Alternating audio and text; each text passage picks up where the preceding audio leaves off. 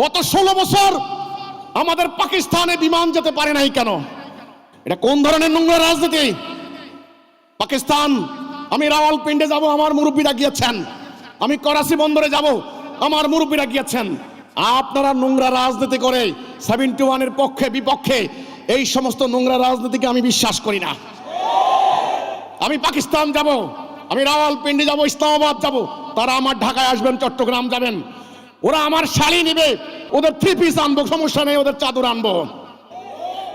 তাহলে আমার কথা হচ্ছে এই দক্ষিণ এশিয়া, আমাদের শিক্ষা, বাণিজ্য, আমাদের অর্থনীতি, আমাদের ভূ রাজনীতি, আমাদের সমুদ্রপথ, আমাদের নদীপথ, আমাদের অনেক কিছু, আমাদের সংস্কৃতি, আমাদের কালচারাল রিলেশন, সমস্ত কিছু আমাদের এটা রিলেটিভ, আমাদের এগুলা খুব সম্পর্কিত, ইরিলেটিভ নয়।